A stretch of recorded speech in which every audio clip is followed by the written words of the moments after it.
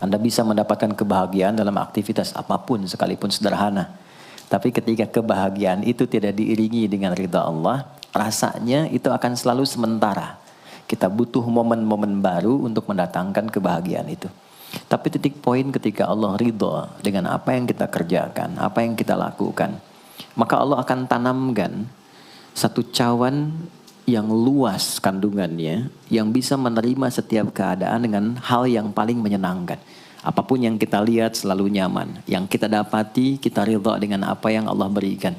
Keadaan itulah yang oleh Nabi itu diungkapkan dengan komen yang sangat simpel tapi dalam isinya. Kata Nabi, ajaban li amril mu'min. Orang beriman itu kalau benar imannya, maka kehidupan itu mengagumkan. Bila dia mendapatkan kesuksesan, dia iringi dengan kesyukuran. Sehingga sifatnya tetap proporsional. Dia sukses tapi ada keseimbangan dengan syukur. Sehingga tidak berlebihan menyalurkan kesuksesannya itu. Dan dengan sifat berlebihan itu hanya memberikan beban pada dirinya. Saya pernah sampaikan kan, di kesuksesan itu identik dengan gaya hidup. Rumus gaya di fisika itu kan selalu F1 banding lurus dengan F2. Apa yang didapat itu yang keluar. Tapi orang tidak boleh lupa bahwa F itu selalu berbanding lurus dengan P. Gaya berbanding lurus dengan tekanan hukum Pascalnya. Semakin banyak gaya, semakin tertekan hidupnya. Itu bandingan nilai kehidupannya. Nah, jadi gaya itu diperkenankan. Karena itu bagian dari energi. W sama dengan F dikalikan S. Hukum energi kan begitu. Jadi hidup nggak mungkin kalau nggak ada energi. Tapi energi yang terbaik itu akan dihasilkan. Membawa kesuksesan kebahagiaan ketika ridha Allah tertanam.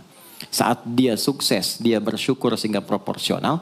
Saat dia merasakan duka pun, dia nyaman karena punya sabar. Nah, sabar itu mahal. Di Jepang ada banjir, itu bisa minta maafnya luar biasa, tak tahan dia bunuh diri. Di kita banjir bisa berenang, itu gambaran. Cuma kalau nggak seimbang repot juga. Nah, membangun keseimbangan itu butuh konektivitas yang kuat dengan Allah. Konektivitas itulah yang dalam bahasa agama disebut dengan sholat namanya. Ya. Di pertemuan lalu kita sudah mencakup beberapa bagian dari sholat itu. Tapi saya ingin tekankan sedikit untuk menguatkan. Salat berasal dari kata wasala atau silatun. Dasarnya kata wasala yang berarti terkoneksi dengan kuat. Terhubung dengan erat. Kita pernah dengar istilah silaturahmi kan? Ya kan? Kalau kita kumpul, bahasa kerennya saya mau silaturahmi kan? Tapi goalnya tercapai nggak? Ya, silaturahmi itu kan dari kata silah, terhubung dengan erat, rasa sayang dan perhatian. Sehingga parameternya itu bukan saat datang. Kalau datang kita nyapa, wajar karena orangnya ada. Tapi kalau berpisah kita masih ingat, masih peduli, masih mendoakan, masih ngontak, itulah silah namanya. Di setiap keadaan kita masih terkoneksi. Keadaan kita yang terhubung dengan Allah. Sehingga di setiap tempat kita diperhatikan, di pekerjaan kita dibimbing, di rumah tangga kita diiringi. Sehingga semua berjalan mudah dan membahagiakan. Yang melatih kita untuk terkoneksi sehingga gak putus dengan Allah, itulah yang disebut dengan sholat. Sehingga goal dari sholat itu adalah membangun konektivitas kita dengan Allah yang kuat. Itu yang dimaksud di Quran surah keempat An-Nisa di ayat 103. فَإِذَا قَضَيْتُمُ الصَّلَاةَ maka jika anda telah tuntas mengerjakan sholat, فَاذْكُرُوا اللَّهَ. Ukuran keberhasilan sholat anda itu ketika anda merasakan konektivitas dengan Allah mulai nyambung. Qiyaman, jalannya ingat Allah. Sehingga kalau orang jalan, bekerja di apapun, saat dia ingat Allah, dia bisa memfungsikan tubuhnya sehingga tidak mengerjakan apa yang Allah tidak sukai. Gak akan mungkin anda melihat sesuatu yang tidak Allah senangi. Dalam keadaan yang sama anda ingat Allah. Gak akan mungkin melangkah pada tempat yang salah saat ingat Allah. Dan itu tidak mudah. Karena banyak orang keluar masjid pun setelah selesai sholat masih tertukar sendal. Padahal kalau dia ingat Allah gak mungkin itu terjadi. Itu pelajaran dasarnya. Wa qu'udan wa ala junubikum. Baik itu duduk bahkan sampai berbaring. Ada koneksi. Nah jadi singkatnya, sholat itu semua gerakannya, semua bacaannya, Dari mulai kita bertakbir sampai kita salam, bacaan yang mengiringi, itu bukan sekedar gerakan hampa makna, formalitas kita bergerak dan berakhir, bukan sekedar membaca bacaan yang tidak ada isinya, tapi semua bimbingan bagaimana kita diajarkan langsung oleh Rasulullah bisa mengoneksikan lewat gerakan dan bacaan itu tersambung kepada Allah, sehingga feedbacknya semua apa yang kita bacakan dijawab oleh Allah. Semua gerakan yang kita lakukan ini hakikatnya bimbingan tentang inti kehidupan kita. Jadi di sholat itu ada bacaan, ada gerakan, ada hikmah, ada maknanya semua. Jadi bukan kita takbir begini hampa saja. Tidak. Kenapa mesti begini? Kenapa tangan yang kanan menutup yang kiri? Kenapa bacaannya setelah itu ada iftitah, ada al-fatihah? Itu ada maknanya. Dan dahsyatnya semua profesi-profesi sahabat dan generasi setelahnya yang belajar dengan benar tentang sholat ini, itu semua merubah hidupnya jadi lebih sukses dari apapun yang mereka pilih dalam menjalani hidup. Dan yang paling hebat, itu yang menjadikan Nabi mendapat perintah pertama bukan zakat, bukan haji, bukan umrah, bukan puasa, tapi sholat. Dan perintahnya khusus, spesial, disampaikan dalam peristiwa Isra Mi'raj untuk memberikan pesan begitu tingginya nilai sholat ini untuk kehidupan manusia. Mohon izin maaf bagi teman-teman yang baru bergabung, supaya tidak banyak mengulang, teman-teman bisa cek kembali di pelajaran sebelumnya. Kita kemarin telah selesai di pembahasan iftitah, dengan tangan kanan meletakkan di punggung yang kiri, lalu kemudian diletakkan di atas dada seperti ini. Kesimpulannya adalah, saya cepat saja, dari mulai kita bertakbir, kalau ingin terkoneksi dengan Allah, maka fokuskan diri kita untuk tersambung. Buang urusan dunia semua ke belakang. Jangan bawa dalam sholat. Kalau ingin kita tersambung dengan Allah, tepikan yang lain, hadapkan diri kita, pasrahkan. Hanya Allah yang tinggi, yang agung, yang istimewa. Kalimat agung, tinggi, istimewa itu disebut dengan akbar. Maka kita ucapkan Allahu Akbar. Kita buang semua urusan dunia ke belakang, pasrahkan diri kita, hadirkan sekarang hanya Allah yang agung saja. Itu poinnya. Kenapa problemnya? Tidak sedikit orang sholat itu sulit menemukan kekhusyuan, karena dia bertakbir masih membawa dunia. Dia tidak sholat dengan memahami gerakan takbirnya. Dia jadikan sebagai formalitas. Apakah benar? Secara fikih benar. Gugur kewajiban, dapat pahala sesuai keikhlasan, tapi value dari sholat yang mahal itu nggak dapat. Itu poinnya.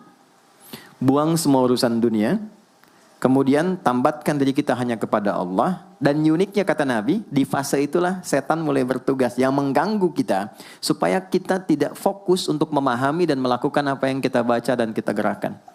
Ada setan khusus menggoda orang sholat, namanya khanzab. Nanti ada 9 jenis setan yang detil tugasnya itu berada di sekitaran kita. Mungkin satu kali Mas Baim kita belajar tentang fikih setan. Belum pernah ada kan ya? Anda kalau kesini cuma tahu jalan yang lurus, nggak tahu macetnya, nggak tahu lubangnya, sulit menghindarinya. Kebanyakan orang belajar tentang malaikat tapi nggak belajar setannya, sehingga nggak tahu setan apa yang sedang memprovokasi dirinya.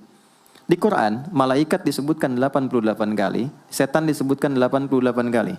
Kalau kita cuma dengar motivasinya, nggak tahu provokasinya, kita nggak tahu bagaimana cara menghindari yang ini. Itu poinnya. Khanzab itu, dia menggoda orang sholat, dimulai dari takbir. Jadi kalau belum takbir, Anda bisa merasa fokus apa saja. Nggak percaya silakan. Sebelum takbir tuh bisa siap fokus. Tapi begitu Anda mulai bertakbir, di hadis riwayat Abu Daud, Allahu Akbar, fayaqulu syaitanu. Maka di sini setan mulai tugasnya untuk mengganggu orang supaya nggak dapat nilai-nilai tadi. Maka dia berkata, udhkur kadza. Kamu ingat ini ya, kamu ingat itu ya. Betapa Anda memulai dengan membuang semua urusan dunia. Tapi kalau sudah takbir, itu setan yang install. Masuk sendiri dia. Makanya kalau nggak percaya silakan nanti zuhur tuh ya. Begitu Anda takbir, itu masuk semua. Ingat ini, ingat itu, mobil parkir di mana. Sampai ceramah saya sekarang pun itu akan masuk. Ingat ya, ada setan yang goda. Nah itu setan itu. Itu setan sendiri. Membuat kita itu begitu lupa. Sampai lihat ujung hadisnya. Hatta la yash'ural musalli kam raka'atan yusalli. Sampai nanti akan ditemukan orang sholat. Dia tidak sadar berapa rakaat sedang menunaikan sholatnya. Nah itu kalau Nabi sampaikan pasti terjadi. Poin. Untuk kita bisa mengatasi itu, poinnya apa? Quran surah ke-29 dulu, ayat 45. Quran surah 29, Al-Ankabut, ayat 45. Di Islam tuh uniknya begini, istimewanya. Enggak ada satupun ibadah yang hasil kreasi manusia. Semua terukur. Ini dalilnya, alasannya, landasan kita ibadah itu dari Tuhannya ini. Penjelasan contohnya ini dari Nabi. Pakemnya begini, kodifikasi ilmunya seperti ini. Sehingga terjaga sampai kapanpun. Dan tidak ada satupun yang kita kerjakan dalam ibadah, kecuali semua punya landasan yang kuat. Dan hebatnya diterangkan. Ini caranya, ini bacaannya, ini maksudnya seperti ini hikmahnya. Kenapa Anda begini? Kenapa begitu? Hasilnya apa? Ketika seseorang sedang memulai sholatnya, dari awal dia pengen fokus, tapi ketika dia mulai bertakbir, muncul godaan, maka sebelum sholat ditunaikan, Allah sudah ingatkan, Utlu ma uhya ilaika minal kitab. Utlu itu dari kata tilawah. Artinya baca, pahami, amalkan apa yang telah dipahami itu.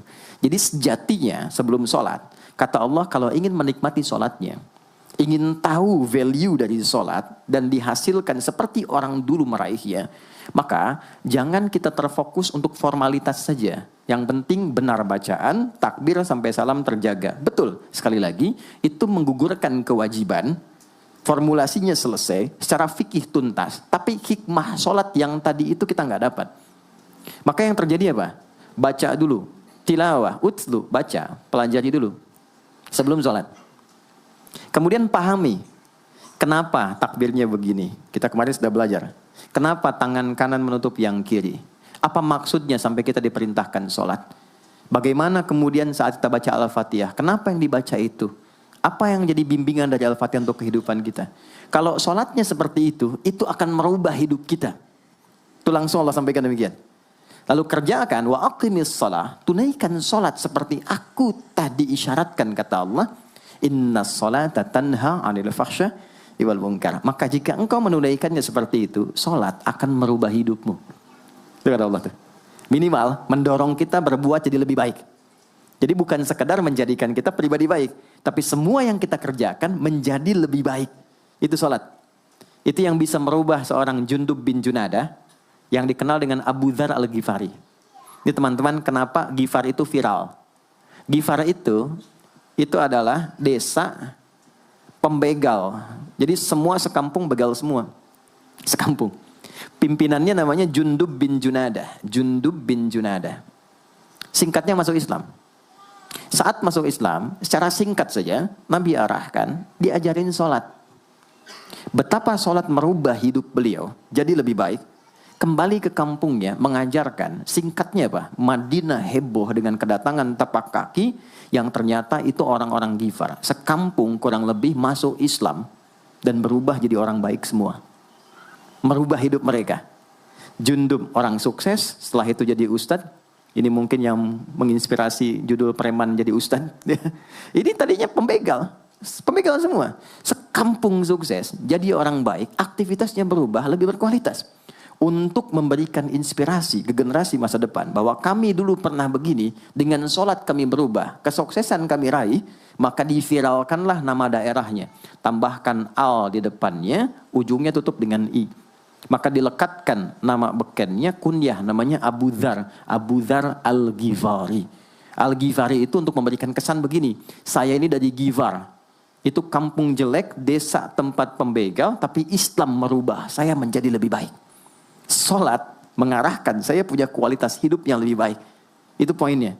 Sejak peristiwa itu, orang-orang Islam dari manapun yang bukan Arab, itu selalu melekatkan nama daerahnya untuk mengenalkan. Islam pun sudah sampai ke tempat saya. Buktinya, saya menjadi baik. Ada namanya Muhammad, punya bapak namanya Ismail, punya kakek namanya Ibrahim, kakek buyutnya Al-Mughirah, yang buyutnya Al-Bardizbah, tinggal di kecamatan Ju'fah, kabupatennya Bukhara, provinsinya Khorasan, negaranya Uzbekistan sekarang. Maka karena dari Bukhara, dia kenalkan diri, datang ke daerah Arab, saya dari Bukhara. Rumus yang sama, tambahkan al di depannya, ujungnya i. Maka dia katakan, ana al-Bukhari. Itulah Imam al-Bukhari. Bukan orang Arab. Kita punya guru besar Syekh Nawawi dari Banten. Ana Nawawi al-Bantani. Ana Ahmad Yasin Al-Padangi. Tapi kesan kota itu untuk menunjukkan Islam telah sampai ke tempat saya dan merubah saya menjadi lebih baik. Kang Baim datang ke Mekah umrah, katakan saya Baim Bong al tanah kusiri. Maka kesan yang dibangun itu telah sampai ke tempat saya, merubah saya lebih baik. Saya Arman al Pondok Indahi misalnya kan, tidak masalah. Itu sah. Dan orang mengenal, oh rupanya Islam telah ke setiap wilayah. Tapi value-nya sampai enggak. Jangan cuma kita katakan saya dari fulan, saya dari tempat A. Poinnya adalah, apa yang merubah engkau dari Islam, menjadikan engkau lebih baik. Jadi kalau ada orang Islam mengaku Muslim, lisannya tidak lebih baik.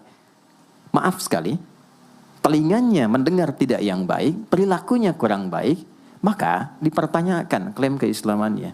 Sudah sejauh mana saya mendapatkan keberkahan dari Islam itu? Itu yang menjadikan kenapa sholat paling pokok dipaksa kita wajib, bukan karena sujud rukuknya. Anda tidak sujud pun tidak akan menurunkan status Allah sebagai Tuhan, tetap Tuhan. Tapi ternyata ada value besar yang dengan kasih Allah diminta kita sholat supaya kita minimal jadi orang baik dan sukses dalam hidup.